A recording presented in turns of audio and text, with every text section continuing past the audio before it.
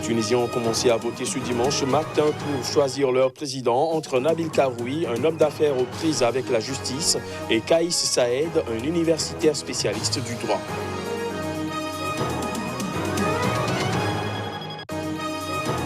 Au Sénégal, l'ancien président Abdoulaye Wade a été longuement reçu samedi au Palais de la République par son successeur Macky Sall, un nouveau signe de réconciliation entre les deux hommes après 7 années de brouille.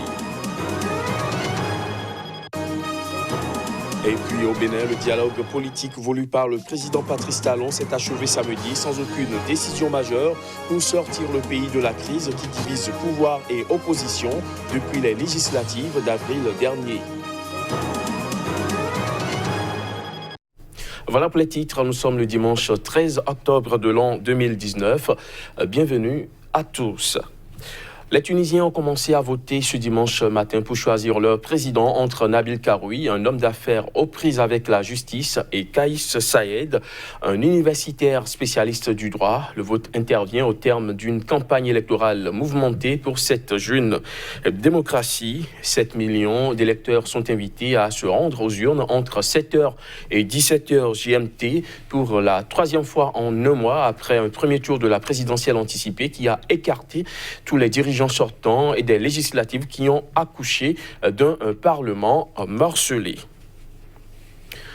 Au Sénégal, l'ancien président Abdoulaye Wade a été longuement reçu samedi au Palais de la République de Dakar par son successeur Macky Sall, un nouveau signe de réconciliation entre les deux hommes après 7 années de bruit. Voici les images. C'est dans la cour du Palais de la République, sous le regard des membres de la garde d'honneur, que Macky Sall avait accueilli son hôte. Selon une déclaration conjointe lue à l'issue de ce rendez-vous qualifié d'historique par les médias sénégalais, l'actuel et l'ancien président se sont réjouis d'une rencontre empreinte de fraternité et de sérénité. Près de 3 heures durant, les deux hommes ont évoqué la situation politique nationale, le processus électoral, le statut du chef de l'opposition ou encore les questions de sécurité. Occasion pour l'ex-président de faire également des recommandations au président Macky Sall pour qu'il déploie tous les efforts nécessaires à la maîtrise de la gestion du pétrole, du gaz et des autres ressources naturelles du pays, alors que des soupçons de mauvaise gestion du gaz et du pétrole pèsent ces derniers mois sur le pouvoir. Macky Sall et Abdoulaye Wade ont également remercié le calife général de la confrérie des Mourides, Muntaka Mbaké, pour avoir facilité leur retrouvailles. La déclaration conjointe ne fait en revanche aucune allusion à Karim Wade, fils et héritier politique de l'ancien président, dont le sort est à l'origine de la brouille entre les deux hommes. Au Bénin, le dialogue politique voulu par le président Patrice Talon s'est achevé samedi sans aucune décision majeure pour sortir le pays de la crise qui divise pouvoir et opposition depuis les législatives d'avril dernier. Un dialogue qui s'est tenu sans les principaux leaders de l'opposition. Reportage Landry Salano. Le rapporteur général n'a pas assez de temps à consacrer aux discussions particulières. Victor Topanou est attendu dans la salle pour présenter les conclusions des travaux du dialogue politique.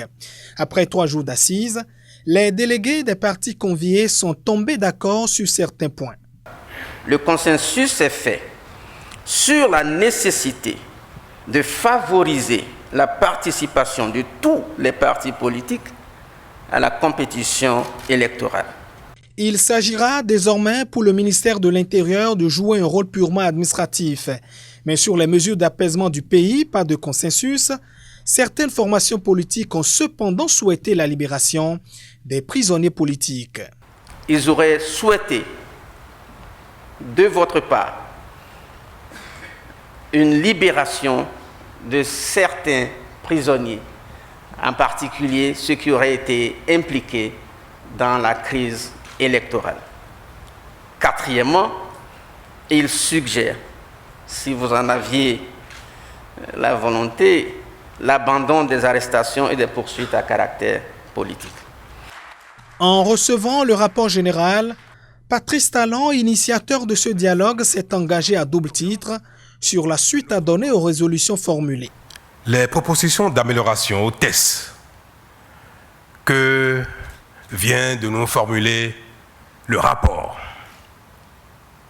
feront bien l'objet d'une appréciation attentionnée de la part de mon gouvernement qui, je vous le réaffirme, prendra toutes les responsabilités qui sont les siennes. Le chef de l'État a pris congé des participants qui ont désormais le regard tourné vers son agenda. Alors que le dialogue politique initié par le président Patrice Talon prenait fin le 12 octobre à Cotonou, parallèlement dans la même ville, les forces de la résistance composées des forces de l'opposition mettaient un terme à leur assise. Comme à l'ouverture, la cérémonie de clôture a été chapeautée par une allocution de l'ancien président Nicéphore Soglo. Reportage. Sont 12 heures d'intenses journées de réflexion. Les assises de la résistance réunissant forces politiques de l'opposition et acteurs de la société civile autour de l'ancien président Nicéphore Soglo ont accouché d'une série de recommandations pour une décrispation de la tension politique, un certain nombre jugées plus qu'urgentes par l'Assemblée. Rejet catégorique de toute modification de la Constitution du 11 décembre 1990 tel que cela se profile. L'abrogation des lois portant charte des partis politiques et code électoral, la dissolution de l'Assemblée nationale et la mise en place d'un organe faisant office de parlement transitoire, la reprise des élections législatives pour donner la parole au peuple et lui permettre de choisir ses représentants, l'amnistie générale pour les exilés et détenus politiques. Au président Talon, les assises lui recommandent de prendre la mesure de la gravité exceptionnelle de la situation que traverse le pays pour convoquer un dialogue politique inclusif de tout le peuple béninois. Pour le parrain des dites assises, la balle est désormais dans le camp du président Patrice Talon pour un retournement heureux ou non de la situation. Si Macky Sall a pris des dispositions qui s'imposent, si Paul Biya également a écouté les voix, nous invitons Patrice Talon à ne pas faire la sourde oreille. Alors ceux qui sont autour de Talon, qui jouent un rôle néfaste, ils doivent savoir que le peuple a leur nom à tous. Il est temps maintenant que nous soyons sérieux. Nous avons été un pays d'avant-garde. Si Talon est sur notre chemin, c'est à lui à savoir le choix qu'il lui reste à faire. Alors je vous remercie pour la qualité du travail et je l'invite à écouter la voix de la raison. Les regards sont donc tournés vers le palais de la Marina. Selon les mesures qui en sortiront, les résistants décideront du prochain palier de lutte à occuper pour tenir gagner, disent-ils, le nouveau pari qui s'imposera. Au Niger, les étudiants des instituts et écoles professionnelles boursiers de l'État sont toujours dans le désarroi. Renvoyés des établissements pour non-paiement de 4 années d'arriérés de frais d'inscription et des bourses, ils menacent de descendre dans la rue pour exprimer leur colère. Les étudiants en fin de cycle attendent également la délivrance de leur diplôme et attestation de réussite pour intégrer la vie active. Les étudiants qui sont inscrits dans les établissements privés et les établissements publics aussi sont en train d'être chassés pour non-paiement des frais de formation, n'est-ce pas, que l'État devrait leur payer. Au fait, je vous explique. La bourse que vous voyez a 4 volets. Les 4 volets de la bourse, l'étudiant a droit, n'est-ce pas, à une prise en charge par rapport à sa santé qui est de 80%. L'étudiant aussi a droit à ce que l'État lui paye, n'est-ce pas, les frais de scolarité. L'étudiant aussi part à la nappe pour prendre le pécule, que vous connaissez tous, qui est de 105 000 au premier cycle et au deuxième cycle. Le troisième cycle, c'est 171 000. Et le 4e volet de la bourse, c'est le transport. Quand vous prenez les étudiants qui sont inscrits en 2016-2017, en première année, c'est-à-dire la licence 1, qui ont fini en 2018-2019, ça fait les 3 ans, ils ne peuvent pas avoir leur diplôme, leur attestation de réussite. Mais c'est 3 années de gâchis. En 17-18, l'État n'a rien payé. En 18-19, l'État n'a encore rien payé. Et il y a l'année académique 2019-2020. Donc aujourd'hui, il faudra situer les responsabilités. Vous n'êtes pas sans le savoir que la qualité même de l'enseignement, c'est une formation au rabais. Et qu'aujourd'hui, on va dire que nous, ils veulent nous pousser à un mouvement. Parce que s'ils chassent les fondateurs des établissements privés la chassent les étudiants dans les établissements privés, ça veut dire que la structure syndicale sera touchée. Et que si la structure syndicale est touchée, c'est un problème. Parce que nous allons sortir pour décrire cela. Le droit, il ne se négocie pas. Si nos droits sont piétinés, si nos droits, vraiment, nous ne sont pas mis dans nos droits, comme on le dit, mais nous allons aller arracher notre droit.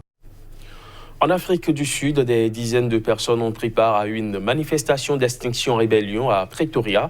C'était dans le cadre d'une campagne internationale de 2 semaines menée par le mouvement qui exige que les gouvernements réduisent drastiquement leurs émissions de gaz à effet de serre. Nous savons qu'il reste peu de temps pour agir. L'ONU nous a dit que nous avons moins de 12 ans pour réduire de moitié nos émissions et que la trajectoire de notre gouvernement est loin d'être sur la bonne voie et qu'il faut que les gens commencent à comprendre la gravité de la crise et que le gouvernement prenne également des engagements fermes pour nous amener à une trajectoire faible en carbone. Je m'inquiète lorsque je suis ici aujourd'hui à cause de ces mines de charbon qui entourent et provoquent des maladies. Nous disons que le gouvernement doit cesser de chercher le profit, mais qu'il doit s'occuper de nous, parce qu'en fin de compte, c'est nous qui tombons malades et qui laissons nos enfants quand nous sommes morts. Nous sommes ici parce que nous nous préoccupons du climat, de l'avenir et de l'avenir digne des générations à venir. Nous exigeons que le gouvernement commence à prendre les mesures nécessaires pour faire face à l'urgence à laquelle nous sommes aujourd'hui confrontés. Mise en terre des premières graines de chanvre industrielles au Zimbabwe, la Zimbabwe Industrial Hemp Trust est la première organisation du pays à avoir reçu une licence de recherche sur le cannabis. Notre but ultime est de prouver au gouvernement que ce n'est pas un narcotique, que ce n'est pas un médicament, qu'il n'est pas nécessaire d'avoir une zone clôturée, qu'il n'est pas nécessaire d'avoir des gardes, des caméras, des lumières. Et dès que nous pouvons leur prouver cela, nous pouvons le faire sur une grande échelle et faire une commercialisation. Nous espérons littéralement produire et exporter certaines des meilleures fibres de chanvre au monde à partir du Zimbabwe. L'infrastructure doit être mise en place. Ce n'est pas grand-chose. Nous trouverons les fonds nécessaires. Ils ont déjà de nombreuses entreprises intéressées. La production de chanvre industrielle a un impact positif sur l'environnement. Les études universitaires ont établi que la production de chanvre est respectueuse de l'environnement en raison de la diminution de l'utilisation des terres et d'autres impacts environnementaux. Au Niger, jouer au foot n'est pas chose aisée pour les filles. La plupart d'entre elles subissent de fortes pressions de leur entourage, des pressions qui ne les empêchent pas de braver les interdits pour s'adonner à leur passion. Les images. Au Niger, pays majoritairement musulman, les femmes doivent braver préjugés et clichés si elles veulent faire du foot. La plupart des joueuses collégiennes et lycéennes sont concentrées à Niamey, la capitale. Les footballeuses sont rares dans les autres villes et totalement absentes des campagnes. Cette année, la Fédération nigérienne a organisé son tout premier championnat féminin auquel ont participé une dizaine d'équipes. On peut être musulman et jouer. C'est juste des changements du temps et autres. Donc je voudrais bien vous dire de laisser vos enfants jouer. Vraiment, ça va leur donner beaucoup d'intelligence. On n'a pas tellement de problème avec les parents, mais on connaît un peu chez nous, la religion est vraiment un frein pour ce genre de choses et c'est pas facile. Mais on arrive quand même à contourner un tout petit peu et avoir vraiment une participation importante au niveau de ces jeunes filles-là. Conscient du retard accusé par le football féminin, la Fédération nigérienne soutenue par la FIFA, des ONG et des chancelleries étrangères tentent de faire bouger les lignes à travers des tournois, des dons d'équipements et en cherchant à sensibiliser les parents. Fin de ce JT, merci de l'avoir suivi.